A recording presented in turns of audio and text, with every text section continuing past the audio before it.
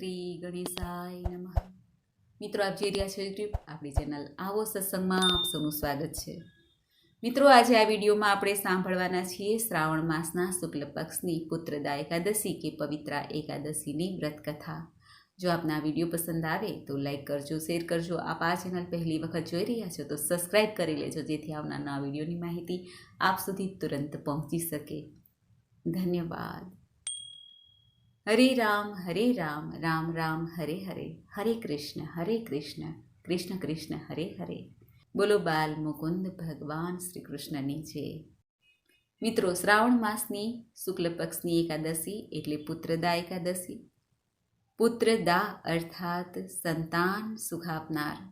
સંતાન સંબંધી કોઈ સમસ્યા હોય તેને દૂર કરીને પ્રભુ કૃપાથી વંશવૃદ્ધિ થાય છે. આ એકાદશીને પવિત્રા એકાદશી પણ કહેવાય છે. પવિત્રા કે જે 365 તારના પવિત્રા ભગવાનના શ્રીચરણોમાં અર્પિત કરાય છે અને આખા વર્ષની સેવા પ્રભુ સ્વીકાર કરે એવી પ્રાર્થના કરાય છે. બીજે દિવસે પવિત્રા બારસ હોય છે, ત્યારે ગુરુદેવના શ્રીચરણોમાં પવિત્રા ધરાવાય છે, જેથી આખા વર્ષની સેવા ગુરુદેવ સ્વીકાર કરે, આશીષ આપે, જીવનમાં સાચી દિશામાં માર્ગદર્શન મળતું રહે, જીવનના અંધકાર દૂર થાય અને સુખ સમૃદ્ધિ યશ કીર્તિની સાથે ધર્મ અર્થ કામ અને મોક્ષની પ્રાપ્તિ થાય. એ અર્થે આ એકાદશી ઘણી મંગલકારી છે.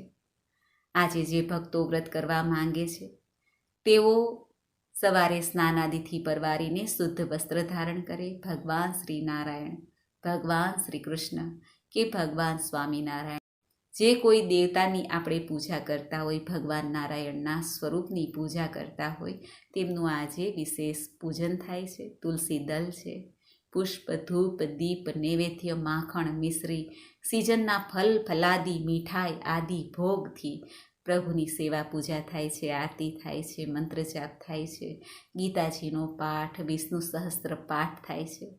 તુલસી માતાની સવાર સાંજ પૂજા થાય છે.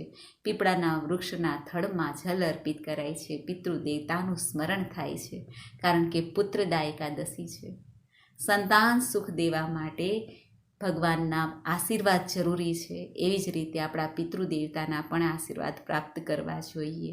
માટે પણ આ એકાદશીના દિવસે પિતૃપૂજન કરવું જોઈએ. ગાય માતાની સેવા કરવી જોઈએ. જરૂરિયાતમંદને દાન પુણ્ય કરવું જોઈએ. છત્રી, જૂતા, ચપ્પલ છે, અન્નદાન છે, વસ્ત્રદાન છે.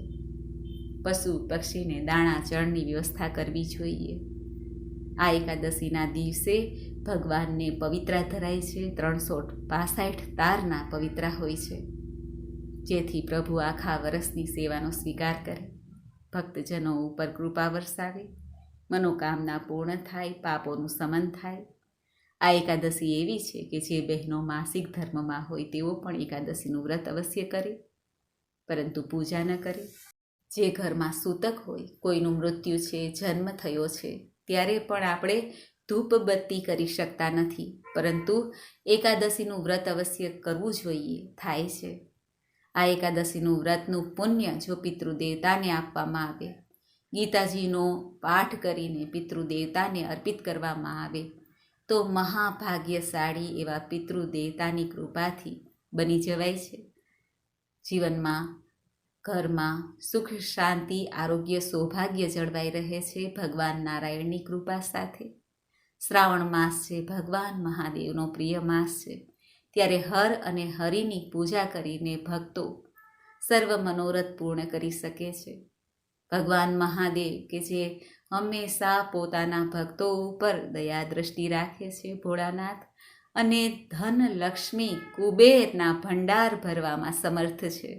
ભગવાન લક્ષ્મીપતિ નારાયણ પોતાના ભક્તોને મુક્તિ દેવા માટે સમર્થ છે. એટલા માટે જે ભક્તોને મોજ, શોખ, ધન, વૈભવની પ્રાપ્તિ કરવી હોય તેઓ આજે શિવ પૂજન કરે અને શિવજીને પણ તુલસી દલ અર્પિત કરે. પરમ ભગવદીય વૈષ્ણવ કોઈ હોય તો તે છે મહાદેવ ભોળાનાથ, જેઓ હંમેશા ભગવાન નારાયણનું સ્મરણ કરતા રહે છે, શ્રી રામ નામનો જપ કરતા રહે છે.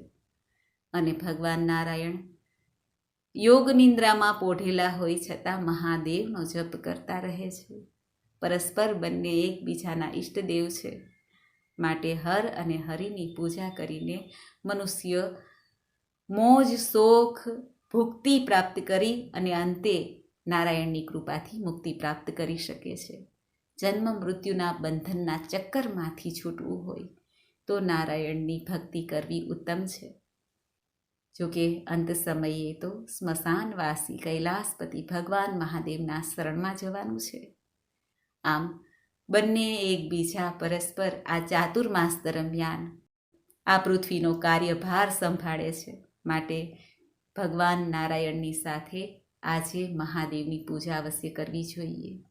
આ પુત્રદા એકાદશીના દિવસે જો સંતાન સુખની કમી હોય તો પણ એકાદશીનું વ્રત કરાય છે. સંકલ્પ કરાય છે કે પોતે વ્રત કેવી રીતે કરવા માંગે છે. સંકલ્પ હંમેશા સવારે જ્યારે વ્રત રાખતા હોય આપણે વ્રતના દિવસે જ કરવાનો હોય છે. જો કે એકાદશીમાં અન્નનો ત્યાગ કરવાનો હોય, અન્નમાં પાપ સમાયેલું હોય છે આજના દિવસે, એવું શાસ્ત્રનું વચન છે. પરંતુ સમય પ્રમાણે હંમેશા બધું બદલતું રહે છે. ચાહે વ્રત ઉપવાસ હોય કે કોઈ પણ વ્યવહાર હોય, નિયમ હોય કે કોઈ રૂઢિ હોય, તે બદલતી રહે છે. એમ પહેલાંના સમય કરતાં જ્યારે શરીર સ્વાસ્થ્ય હતું ત્યાર કરતાં અત્યારે શરીર નબળા છે, આયુષ્ય ઘટ્યું છે અને શરીરમાં રોગ પણ એટલા છે. ત્યારે પૂર્ણ રૂપે આપણે ભૂખ્યા રહી નથી શકતા, વ્રત થતું નથી. તો શું કરવું? તો સાત્વિકતા રાખીને એક ટાઈમ ભોજન લઈ શકાય છે. રાંધેલો ભાત છે, લસણ ડુંગળીનો ત્યાગ કરવો, વ્યસનનો ત્યાગ કરવો, નિંદા કુથલીનો ત્યાગ કરવો અને પ્રભુ ભજનમાં સમય પસાર કરવો. ઉપવાસનો અર્થ અત્યારના સમય પ્રમાણે આપણે કરીએ તો ભગવાનની નજીક રહેવું. ઉપ અર્થાત પ્રભુની અને વાસ એટલે વસવું, પ્રભુની નજીક વસવું એટલે ઉપવાસ થાય છે. આ ઉપવાસના અર્થને સાર્થક કરવા જેવો છે. જો આપણે વ્રત ન કરી શકીએ તો મનથી, તનથી, ધનથી પ્રભુની સેવા કરીએ અને આ એકાદશીની તિથિનો લાભ ઉઠાવીએ. કારણ કે અમુક તિથિ એવી છે જે તિથિમાં વ્રત કરવાથી મનુષ્યના સમસ્ત પાપ નષ્ટ થાય છે, જીવન મૃત્યુ સફળ થઈ જાય છે. તેમાં છે અંગારકી ચતુર્થી, સોમવતી અમાવસ્યા, બુધાષ્ટમી અને એકાદશીની તિથિ. તે ખૂબ જ લાભ પાવીને જાય છે. આ તિથિઓમાં જે લોકો મંત્ર જાપ કરે છે, દાન પુણ્ય કરે છે, પવિત્ર તીર્થોમાં જઈને દર્શન કરે છે, તેને 1000 ગણું પુણ્યને લાભ પ્રાપ્ત થાય છે. જો કે અત્યારે ચાતુર્માસ છે, ચોમાસાની સિઝન છે, યાત્રા કરવી તે સારી ગણાતી નથી. જીવજંતુ પગની નીચે આવીને મૃત્યુ પામે તો તેનું પાપ લાગે છે. અને આમ જોઈએ તો અત્યારે યાત્રા કરવાથી હાનિ પણ થાય છે, સમયનો વ્યય થાય છે. કારણ કે વાતાવરણ પણ સાથ આપતું નથી. એટલા માટે ઘેરે બેસીને જ અથવા આજુબાજુમાં જે આપણે નાના મંદિરો હોય છે ત્યાં જઈને દર્શન કરવા જોઈએ અને પ્રભુની ભક્તિ કરવી જોઈએ. શ્રાવણ માસના શુક્લ પક્ષની આ પવિત્રા કે પુત્રદા એકાદશીના દિવસે ભગવાનને પોતાના હાથથી પવિત્રા બનાવીને ધરાવાય તો ઉત્તમ લાભની પ્રાપ્તિ થાય છે. બીજે દિવસે બારસ હોય ત્યારે આ એકાદશીના પારણા કરાય છે. પારણામાં બ્રાહ્મણોને સીધું સામગ્રી આપી શકાય છે, દાન પુણ્ય કરી શકાય છે, પશુ પક્ષીની સેવા કરી શકાય છે. આપણાથી જે કાંઈ પહોંચાય તે કરવું. ફૂલ નહીં તો ફૂલની પાખડીના રૂપે પારણા અર્થાત વ્રતની પૂર્ણાહુતિ થાય છે. અને બીજે દિવસે પવિત્રા બારસનો ઉત્સવ પણ મનાવાશે. ગુરુદેવને પવિત્રા ધરાવાય છે. આમ આ એકાદશીનું ઘણું મહાત્મય છે. મિત્રો, તો આપણે સાંભળ્યું પુત્રદા કે પવિત્રા એકાદશીના મહાત્મય વિશે, વ્રત વિધિ. હવે આપણે સાંભળીએ આ એકાદશીની વ્રત કથા. બોલો જગતગુરુ ભગવાન શ્રી લક્ષ્મીપતિ નારાયણની જય. ધર્મરાજ યુધિષ્ઠિર એક વખત ભગવાન શ્રી કૃષ્ણને કહે છે, હે પ્રભુ, તમે હવે મને શ્રાવણ માસના શુક્લ પક્ષની એકાદશીની કથા સંભળાવો. આ એકાદશીનું નામ શું છે, તેની વિધિ કઈ છે, તે સર્વ કાંઈ કહો. ત્યારે ભગવાન શ્રી કૃષ્ણ રાજા યુધિષ્ઠિરને કહે છે, હે રાજન, તમે શાંતિપૂર્વક શ્રાવણ માસના શુક્લ પક્ષની એકાદશીની કથા સાંભળો. દ્વાપર યુગના પ્રારંભમાં મહિષ્મતી નામની નગરી હતી.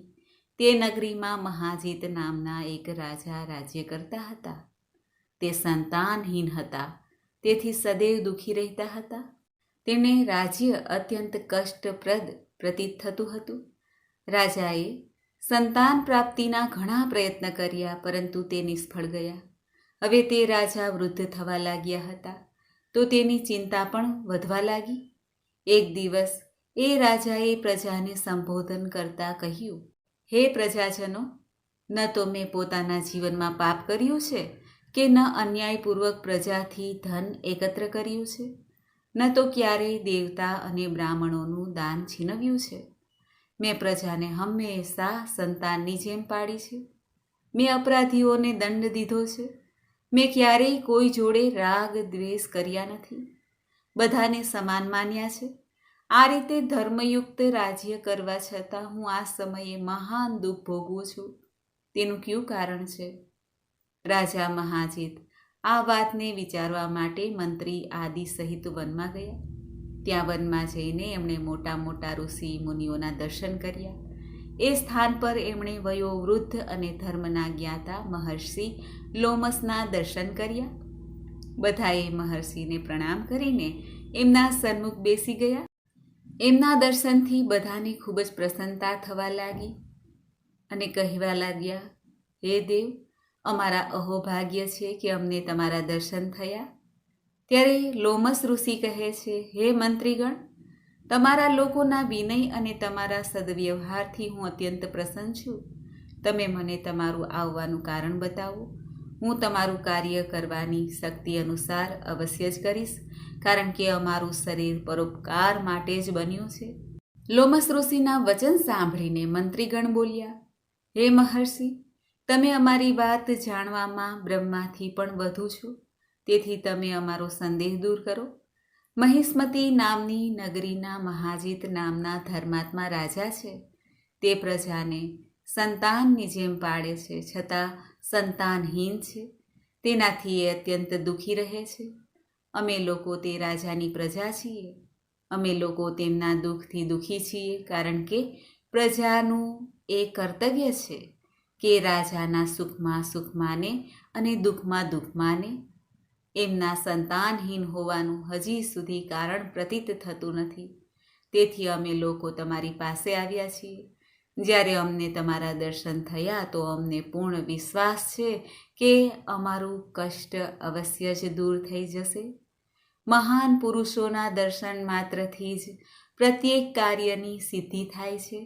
તેથી હવે તમે અમારા રાજાને સંતાન થાય એવો કોઈ ઉપાય બતાવો. લોમસ ઋષિએ એક ક્ષણ માટે નેત્ર બંધ કર્યા અને રાજાના પૂર્વજન્મનો વિચાર કરવા લાગ્યા. તે વિચાર કરીને બોલ્યા, હે શ્રેષ્ઠ પુરુષો, આ રાજા પાછલા જન્મમાં અત્યંત નિર્ધન અને ખરાબ કર્મ કરતા હતા. તે એક ગામથી બીજા ગામ ફરતા હતા. એક દિવસ જેઠ માસના શુક્લ પક્ષની એકાદશીના દિવસે 2 દિવસથી ભૂખ્યા હતા. બપોરના સમયે એક જળાશયમાં જળ પીવા ગયા. તે સ્થાન પર એ જ સમયે વિયાયેલી ગાય જળ પી રહી હતી. રાજાએ તરસી ગાયને ભગાડીને સ્વયં જળ પીવા લાગ્યા. તેથી રાજાને આ દુઃખ ભોગવવું પડે છે. એકાદશીના દિવસે ભૂખ્યા રહેવાથી એ રાજા થયા અને તરસી ગાયને હટાવવાથી સંતાનહીનતાનો વિયોગ ભોગવવો પડે છે. આ સાંભળીને તે મંત્રીગણ બોલ્યા, હે મહર્ષિ, શાસ્ત્રમાં એવું લખ્યું છે, પુણ્યથી પાપ નષ્ટ થઈ જાય છે. તેથી કૃપા કરીને તમે રાજાના પૂર્વજન્મના પાપ નષ્ટ થવાનો ઉપાય બતાવો, કારણ કે એ પાપનો ક્ષય થવાથી સંતાન રત્નની ઉત્પત્તિ થશે. મંત્રીગણોના વચનો સાંભળીને લોમસ ઋષિ બોલ્યા, હે સજ્જનો, જો તમે શ્રાવણ માસના શુક્લ પક્ષની પુત્રદા એકાદશી તમે બધા લોકો વ્રત કરો અને રાત્રિએ જાગરણ કરો, તે વ્રતનું ફળ રાજાને પ્રદાન કરી દો, તો તમારા રાજાને સંતાન અવશ્ય થશે સમસ્ત દુઃખ નષ્ટ થઈ જશે. મંત્રીઓ સહિત સમસ્ત પ્રજા મહર્ષિ લોમસ ઋષિના વચન સાંભળીને પ્રસન્નતાપૂર્વક પોતાના નગરમાં પાછા આવ્યા. એ બધા લોકોએ શ્રાવણ માસના શુક્લ પક્ષની એકાદશીના દિવસે લોમસ ઋષિની આજ્ઞા અનુસાર વિધિપૂર્વક વ્રત કર્યું અને દ્વાદશીએ એમનું ફળ રાજાને આપ્યું. એ પુણ્યના પ્રભાવથી રાણીએ ગર્ભધારણ કર્યો અને 9 મહિના બાદ અત્યંત તેજસ્વી પુત્રરત્ન ઉત્પન્ન થયો. ભગવાન શ્રી કૃષ્ણ રાજા યુધિષ્ઠિરને કહે છે, હે રાજન, તેથી આ એકાદશીનું નામ પુત્રદા એકાદશી પડ્યું છે. જે મનુષ્ય સંતાન રત્ન પ્રાપ્ત કરવા ઈચ્છે છે તેને આ એકાદશીનું વિધિપૂર્વક વ્રત કરવું જોઈએ. આ વ્રતના પ્રભાવથી આ લોક પરલોકમાં સ્વર્ગ મળે છે. જે મનુષ્ય આ એકાદશીનું મહાત્મય સાંભળે છે તે સર્વે પાપોમાંથી મુક્તિ પ્રાપ્ત કરે છે. આ લોકમાં સંતાનનું સુખ ભોગવે છે, મરણ પછી સ્વર્ગમાં જાય છે. એવી રીતે ભવિષ્ય પુરાણમાં શ્રાવણ માસના શુક્લ પક્ષની પુત્રદા નામની એકાદશીનું મહાત્મય કહેલું છે. બોલો લક્ષ્મીપતિ નારાયણની જય. તો મિત્રો, આપણે સાંભળી પવિત્રા કે પુત્રદા એકાદશીની વ્રત કથા મહિમા. મને આશા છે કે આપને આ વિડીયો જરૂર પસંદ આવ્યો હશે. ભગવાનને આજે પ્રાર્થના કરીએ કે હે પ્રભુ, અમારા વંશની, અમારા સંતાનની રક્ષા કરજો. કારણ કે હે પ્રભુ, હે શ્રીજી, તમે છો માતા પિતાને અમે તમારા બાળ. નિસ્દિન લેજો સ્વામી પ્યારા છોરુની સંભાળ. ડગલે પગલે સારા કામો સદાય કરતો ચાલુ. સંતોને ભક્તોની સેવા મારો ધર્મ હું માનું. પરમ કૃપાળુ પરમ દયાળુ હરદમ તુજને જાણું. તવ ચરણની રજમાં રમતા અનુપમ સુખડા માણું. બળબુદ્ધિને શક્તિ આપો એવું પ્રભુ હું માંગું. તારા રૂપના દર્શન કરતો સદાય હું તો જાગું. પ્રેમ સુધાના જામ પીવું ને જગતને હું પીવડાવું.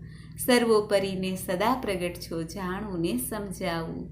મૂર્તિના સુખમાં રસભર બનતા દિવ્ય સુખમાં નહાવું. તમે મળ્યા છો શ્રીજી બાપા સ્વામી, બીજે ક્યાં જાવું. ડગલે ને પગલે સારા કામો સદાય કરતો ચાલુ. સંતોને ભક્તોની સેવા મારો ધર્મ હું માનું.